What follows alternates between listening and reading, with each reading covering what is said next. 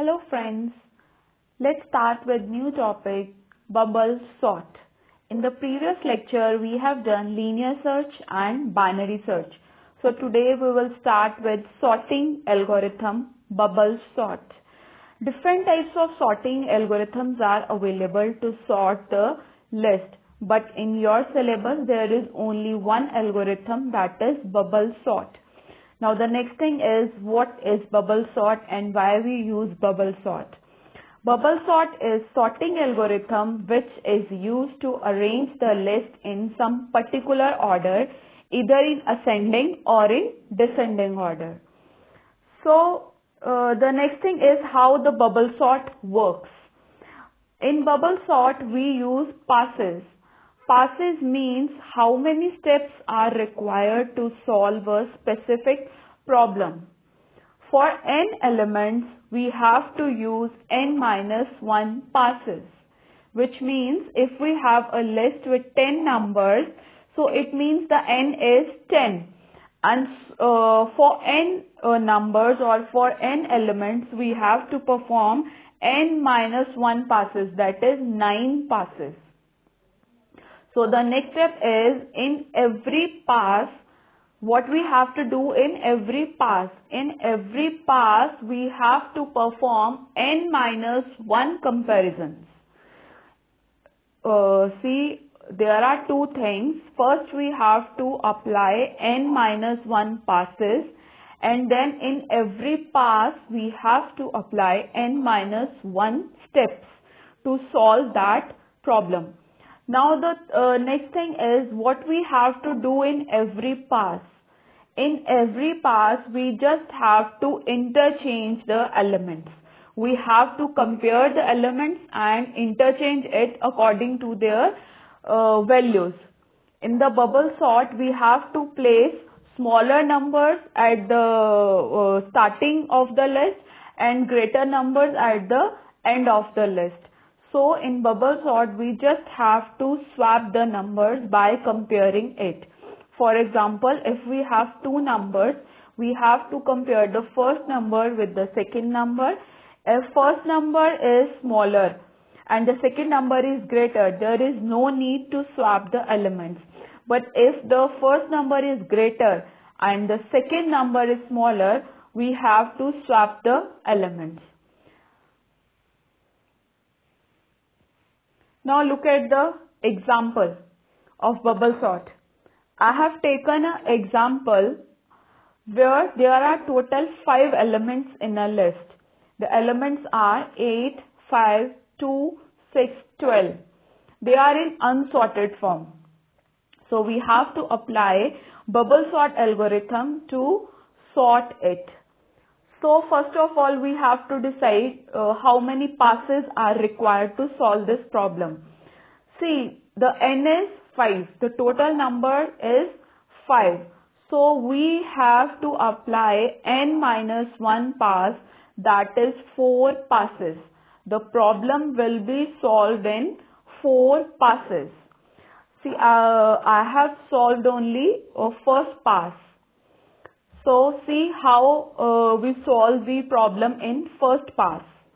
In first pass, we have to perform n-1 steps. That is, n is 5, and in first pass, we again have to perform n-1, that is 4 steps. So after applying the 4 steps, the larger element of the list will be placed at the end of the list. See how it works. Look at the step number 1. In the step number 1, we compare the first element with the second element, 8 with the 5. 5 is smaller than 8. So swap both the elements, interchange both the elements. Now step number 2. In step number 2, we have to compare second element with the third element. Compare 8 with the 2. 8 is larger than 2, so swap both the elements. Now step number 3, at step number 3 we have to compare the third element with the fourth element. 8 is greater than 6, so interchange both. Now step number 4, at the fourth step, we have to compare fourth element with the fifth element of the list, that is 8 and 12. 8 is smaller than 12, so there is no need to swap both the elements. So we have solved the first pass after applying the 4 steps. We have not solved the entire problem. We have solved only first pass. So check the result of the first pass. The elements are 5, 2, 6, 8, 12. The list is not sorted yet because we have to apply another 3 passes. But as I have told you, the first pass will place the last element at the end of the list. So 12 is at the end of the list. By repeating the process, we have to apply pass 2. In the pass 2, we have to perform only 3 comparisons because in next pass, we don't have to compare the last element with the second last element because last element is already at its right position. And when you apply second pass, the second largest element will be placed at the second last position of the list. So by applying n-1 passes, that is 4 passes, your list will be sorted. Now the next is bubble sort algorithm. See, bubble sort is very important because you also have to do program on bubble sort. So listen it carefully. So I have taken an array whose name is bubble and data and n are the elements. Now look at the step number 1. Step number 1 is repeat step 2 and 3. Means we are applying the loop. Repeat, whenever we use repeat, it means we are applying the loop. Repeat step 2 and 3 for k is equals to 1 to n-1. Here k means number of passes. It means we have to apply n-1 passes to solve the problem. So here k is for number of passes. We have to start the pass from 1 and repeat till n-1. So the first step is we have to apply n-1 passes. Next, step number 2. Set pointer is equals to 1. Look at this example. When we have to solve the first pass, we have to set the pointer to the first location, that is at the 8.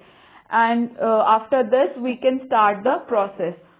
So the second step is just to set the pointer, in which we set the pointer is equals to 1. Now step number 3. Step number 3 is repeat while. Again we are applying loop. Here we are applying the loop for particular pass. Means when we are in the first pass, what steps we have to repeat. See, step number 1 is to repeat the passes, whereas step number 3 is in every pass what we have to do. So in the step number 3, the condition is repeat while pointer is less than is equals to n minus k. It means in every pass we have to perform how many steps. I will explain you by taking example. For example, we are at the pass number 1. In the pass number 1, we have to perform 4 steps. See how the condition works. Set pointer is less than is equals to n minus k. During the pass 1, the n is 5 minus the k. K is number of pass. Pass number is 1. N minus 1. 5 minus 1 is equals to 4. So it means in the first pass we have to apply 4 steps. So I will explain you with one more example. Suppose when we are at pass number 2. In pass number 2, we have to perform how many steps? N is 5 again. n remains same, minus k. K is 2 because we are at pass number 2, so the value of the k is 2. N minus 2 is equals to 3. So in the second pass we have to apply n minus 2 steps, that is 3 steps. So step number 3 is just to check in every pass we have to perform how many steps. Now step number 4. Step number 4 is in every pass what we have to do. See, look at the pass number 1. What we did in the pass is we just compared the first element with the second element and interchange accordingly. So the fourth step is if data pointer is greater than data pointer plus 1. See step number 2, we set the pointer at 1. So now step number 4, if data pointer is greater than data pointer plus 1, means data pointer means the element at the first location. Pointer plus 1 means second location. So if the element at the first location is greater than the element at the second location, so what we have to do is we have to interchange both the elements. So if data pointer is greater than data pointer plus 1, then interchange data pointer and data pointer plus 1. Next is end of if structure and the if condition. Step number 6 is set pointer is equals to pointer plus 1. It means after comparing the first and second element, we have to move to the next element. In the next step, we have to compare second element with the third element. Again, look at the example. In the first step, we have compared first element with the second element, whereas in the second step, we have to compare second element with the third element. In the first step, pointer was set to first location, but in the second step, we have to set the pointer to the second location. So how we can move the pointer from first location to second location? By incrementing the value of the pointer. So in the sixth step, we are incrementing the value of the pointer, that is pointer is equals to pointer plus 1, so that it starts pointing to next element. Now end of inner loop and end of outer loop. Inner loop is which we have applied at step number 3, and outer loop is which we have applied at step number 1, and seventh step is exit. So it was all about bubble sort. It is very simple and easy to implement and understand. You just have to consider the two things in the bubble sort. First is number of passes and the second is number of steps in every pass. So in the previous lecture we did binary search and linear search, and today we did bubble sort. So these all are the applications of array, because we can solve linear search, binary search and bubble sort by using only array data structure. So these all are the very important applications of array, and also these all are the operations of array.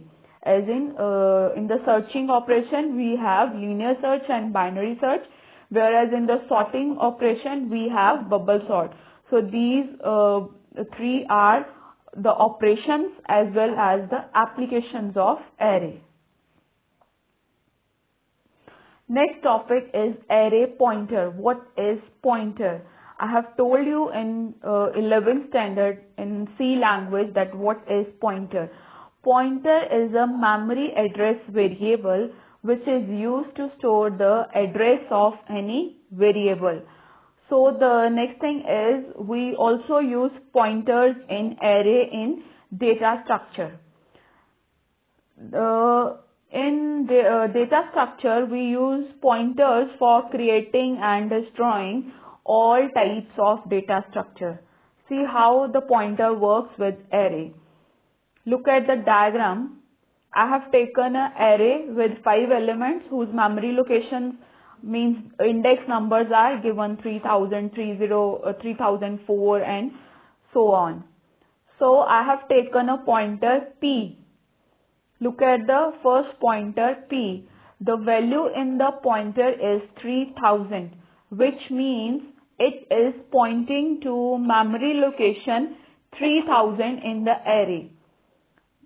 See, the value in the pointer is 3000, whereas the pointer is stored at any memory location 2500. But the value in the pointer is 3000. That's why it is pointing to memory location index number 3000 in the array. And the value or the variable at 3000 location is 3.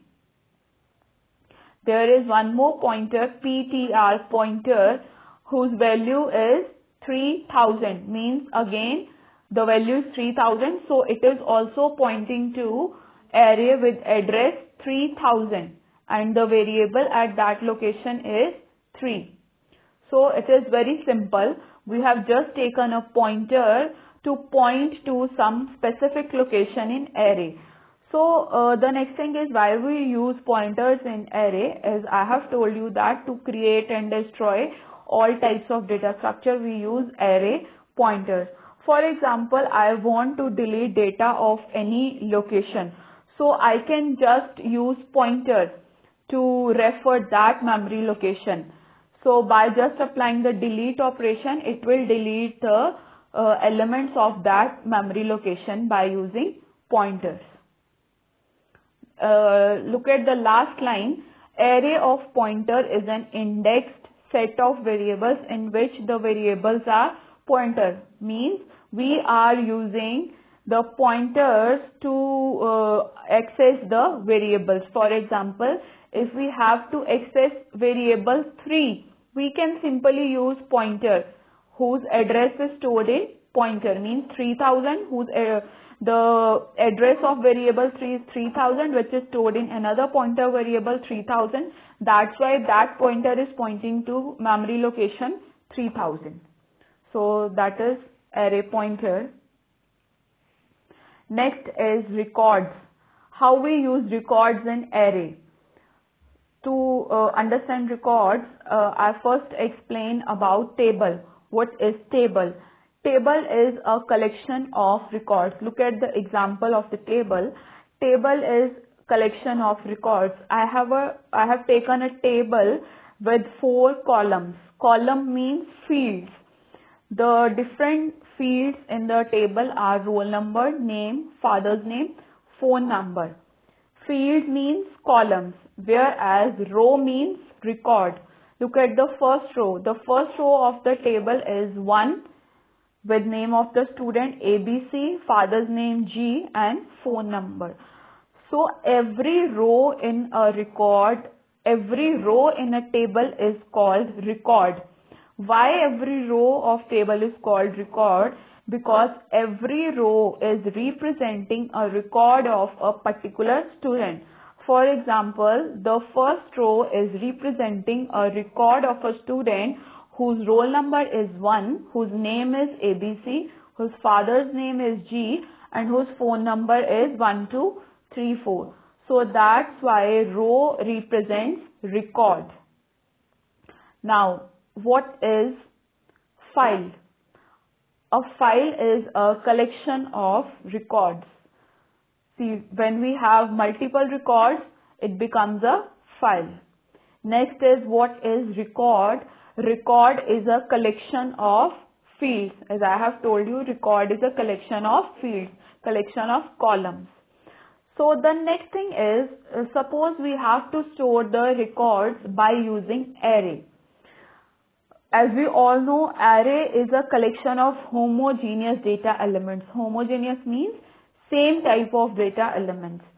But if you look at record, for example, record number 1, we have data with different data types, because the first record contains roll number, name, father's name, phone number, in which roll number is in integer form, name is in character form, char form, char data type, father's name is again in char data type, and whereas phone number is in integer data type. It means it is a combination of heterogeneous data. So we have heterogeneous data, but how we can store it in array? So the solution is, see, in array, I have told you that we can store homogeneous data, but the topic is how we have to store the records in array. But here record is a combination of heterogeneous data elements. So the next we have to find is how we can store these heterogeneous elements by using arrays. So the solution is, here the data item in a record are indexed by attribute names, which means we make use of attribute name only. Attribute means column or field. So in this we make use of attribute name only. For example, first attribute name is student. Student is the name of the table. Second attribute name is roll number. Next is name. Fourth is father name. Fifth is phone number.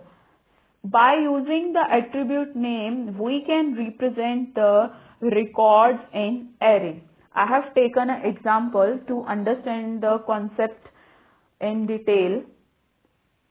See, I have taken 4 array with attribute roll number, name, father name, phone number. So this is the solution, how we can store records in array. The first array is roll number, where we can store the roll number of every student. The second array is name, where we can store the name of every student. So the name of every student must be in char form. In the next array, we can store father's name, which is also in char form. And whereas in the last array, it is phone number, where we have stored all the phone numbers. So by this way, we can solve all the records by using array. So that's all for today. It was all about array. In the previous lecture, I have told you all the operations of array. In the today's lecture, I have explained about the bubble sort and the pointers and the representation of array by using records. So that's all for array. In the next lecture, we will start with the next data type. Thanks.